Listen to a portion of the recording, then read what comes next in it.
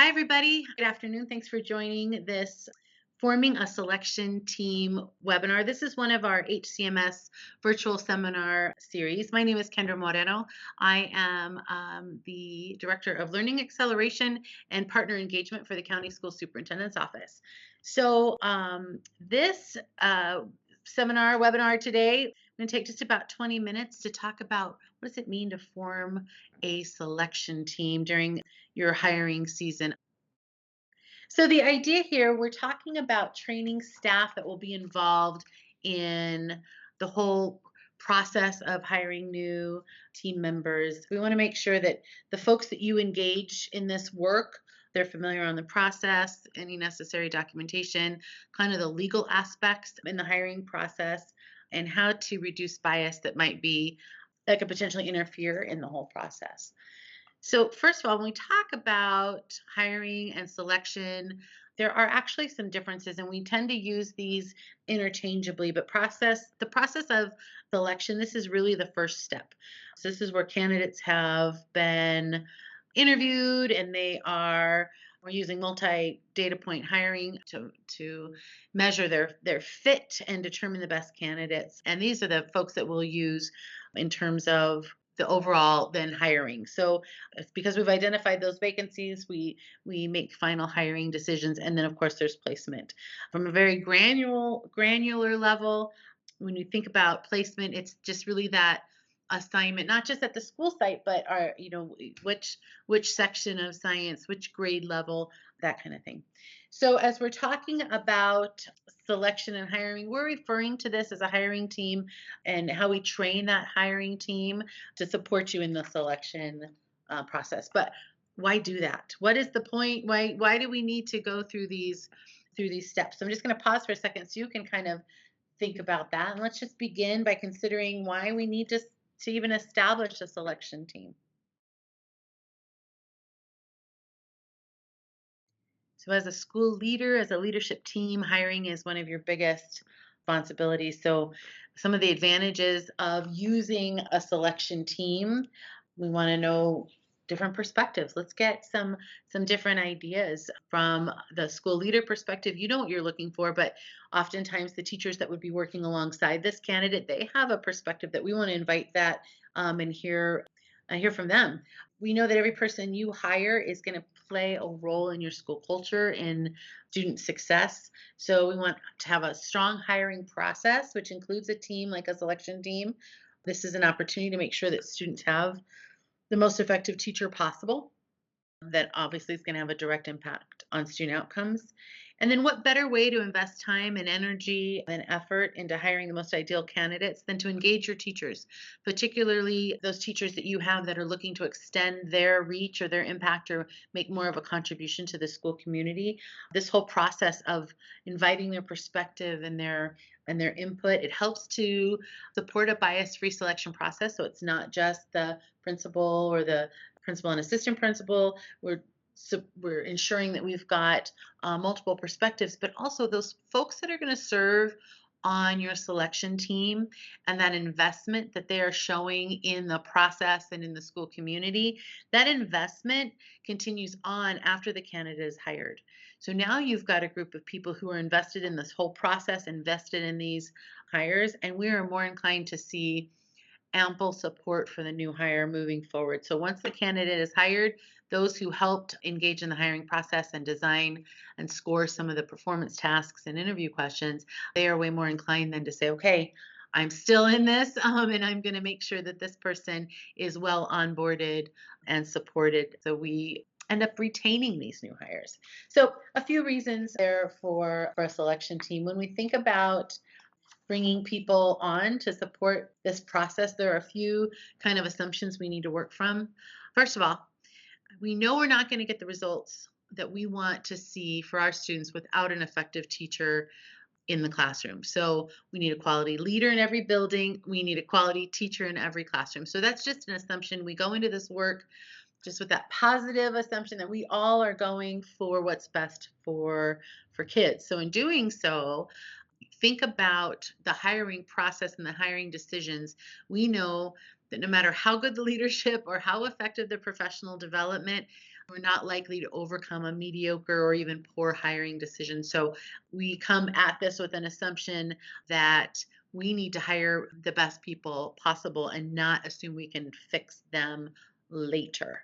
So we want to attract, select, grow, and engage and keep talented people, right? It's one of the most important things that a school leader does from a human capital management perspective. Principals, you are the talent manager. You're helping to ensure that the people on your campus are engaged and experiencing feelings of success, that they want to come back. So as you attract and select and grow your staff, you see this as a priority. And then simply put, you win with people. So we know that we can use our money to buy programs and we can spend our energy and efforts in other places. But this, from a human capital perspective, is the very best place to put your time and energy in finding the right people. And not only those that you are selecting to come work at your school, but those who you are selecting to be part of the team that hires the very best folks. People are not your most important asset. The right people are. That comes from Jim Collins, who wrote Good to Great.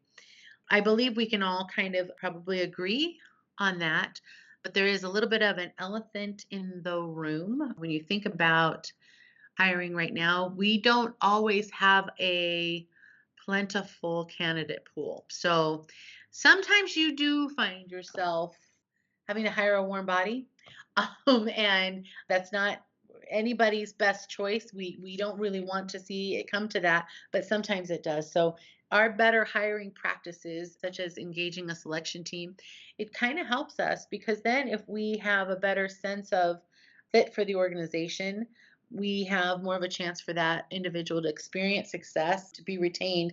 But when we have, unfortunately, a warm body or there weren't a lot of candidates, we still go through process. And the reason we still go through a multi-data point hiring process is to ensure that we still assess the candidate for what they're bringing to the table in terms of their competencies, their knowledge, their skills, their abilities. And that helps us to ensure support. So we get an idea during the hiring process what the individual's needs might be. And then as you take a candidate, even if you only have one candidate, when you take them through this process, they are going to have a better understanding of your school community, the needs of your students, the demographics, the area. So throughout the hiring process, they get a great insight into the job that they are signing up for, which is also a really important reason to have a strong multi-data point hiring process led by a strong selection team.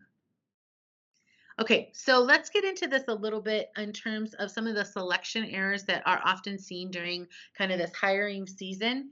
And these are things to keep in mind when you're considering who's going to be the team to help you bypass these errors, right? So we want to make sure that we're hiring based on what someone's true talents are, not just what they know. So the reason we bring this common selection error up is because this will inform what kind of questions you ask during an interview. We have moved into these behavior based interviews where the questions have candidates speaking to their true experience, not just like hypothetical answers about what they might do or what they could do, but what they have done. So we want to make sure that questions and performance tasks really get at those competencies, those true talents. And then we want to avoid hiring people just like us. And so this is kind of tricky because sometimes we talk about hiring for fit. And when we talk about fit, we don't mean just like us. I can recall as a school principal having a second grade team that was helping me as a selection team in a hiring process for a vacancy in second grade.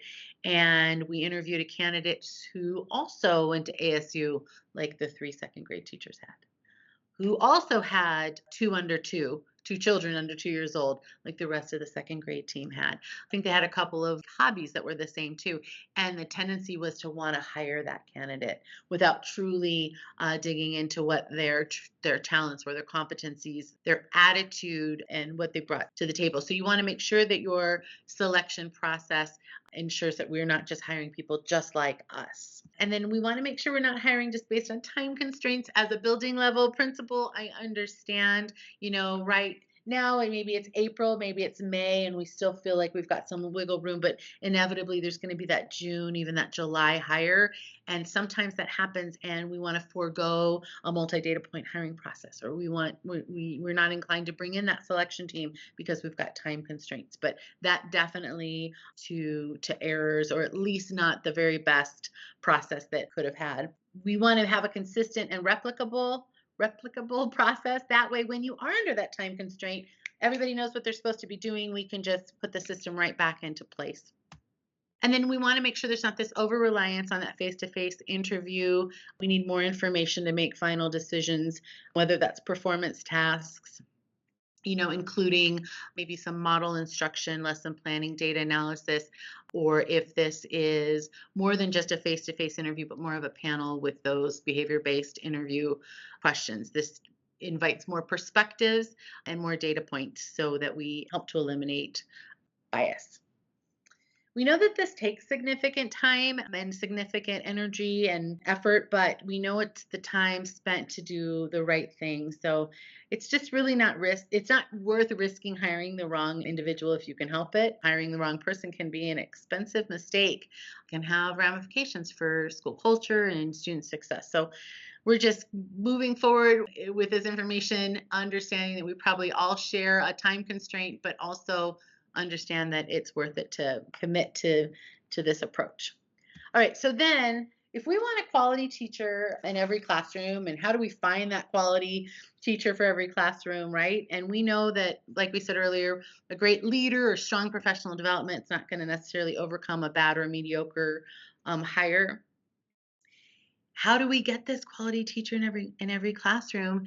The nice thing is, and the good news, and kind of the point of this seminar today is to say that principals, you don't have to go it alone. And let's talk about forming that selection team. So, when thinking about putting together a group of people to help you with the hiring, we need to include individuals who understand the requirements and the competencies of the position to be filled. So, let's take that second grade teacher position as an example. You would have other teachers, not necessarily the second grade team, but other teachers in that grade band that understand the standards, the classroom management pieces, school culture, what's needed of a strong second grade teacher on your campus, and maybe not even in general, but on your campus. What are the competencies of the position that need to be filled? And we need these members of your selection team, to be committed to your school's mission and vision. They need to know the mission and vision. They need to be committed to the mission and vision. Chances are, as you're thinking about the folks that would be part of your selection team, you have those folks in mind. The ones who contribute, the ones who've been very important to the organization. Perhaps they're even irreplaceable. These are those awesome teachers that time and again have a track record of strong student success. Let's make sure, though, that you've got different perspectives and different expertise. So it's not always that same go to teacher, that we do want to hear from different folks. You want to limit the number of people on the team because you still want to be efficient, but at the same time have enough people that you are getting some different perspectives. Sometimes this looks like including the teacher who works with your multilingual learners, or maybe a special education teacher, even a special area teacher, to kind of round out the perspectives on your selection team. But most importantly, make sure anybody that is on that selection team is of high integrity. They've got to keep everything confidential. We've got to be able to trust them, that they're going to be fair and follow the process as outlined. You've got those teachers who want to extend their reach. We've got people who want to contribute to the organization, and those are probably the folks you'll select. But at the same time, just make sure they are of the highest integrity. So as you figure out who's going to be on the selection team, they do need a little bit of training. So make sure that that selection team is going to be consistent throughout the process, because once you get them trained up, you want to keep the same people. And then that helps with the inter-rater agreement in terms of scoring interview questions, the answers to interview questions, or the performance tasks. So we train the selection team members so that there is inter-rater reliability. So once you've determined what the questions are, the performance tasks are, it's also important to ensure everybody understands how the scoring rubrics are going to work, so that we have a consistent process for measuring performance. And then just make sure the individuals also understand any relevant legal guidelines in terms of when we're hiring. There are non-discrimination things that they need to be aware of. We've got to be careful of things like ageism and sexism, racism, those kinds of things. So there are some readily accessible resources online for you to go through that with your selection team just to make sure that everything is lawful in terms of how questions are asked. So let's prepare the interview team. And so as you get closer and you're ready to start bringing in candidates, your selection team knows the position and the essential functions. Make sure they've seen the job description. Hopefully, you have a strong job description. If not, that was one of our other HCMS seminars, I believe, is job description redesign. We also have lots of materials that can help you do that if you need to. But the team needs to be clear on what we're looking for. So, what are the knowledge, the skills, and abilities of that job description, and how are folks going to be successful in the role? The questions and the performance tasks will align to that. So as you prepare that multi-data point process, who's doing what? What are the roles and responsibilities? Who's asking the questions? Who's doing the scoring? And in terms of the process, there's also contacting the candidates and working with district HR. Who's responsible for those things? So you identify what the performance tasks are going to be, what the interview questions will be, how you're going to go about scoring. As we mentioned earlier, reviewing the relevant legal guidelines before those face-to-face interviews, and make sure you get some practice with the team on that inter-rater agreement. The multi-data point hiring, including the face-to-face interview questions, performance tasks, this again helps to ensure a bias-free process. And so if everybody on the team understands how these things are going to be scored based on specific rubric, and then they just make sure everything remains confidential, you're going to be in good shape. So that was a lot of information in just a little bit of time. But as you think about preparing your selection team, identifying who will potentially serve on that team, and then how to get everybody ready to go so that you can have a consistent process. We hope that this has been some good information. We invite you always to reach out if you have any questions. We've got so many resources on the Maricopa County School Superintendent's website under the HR tab, and then of course on the Learning Library. So please do reach out if you have any questions, and we wish you the best in forming your selection team for the very best hires for your campus. Thanks.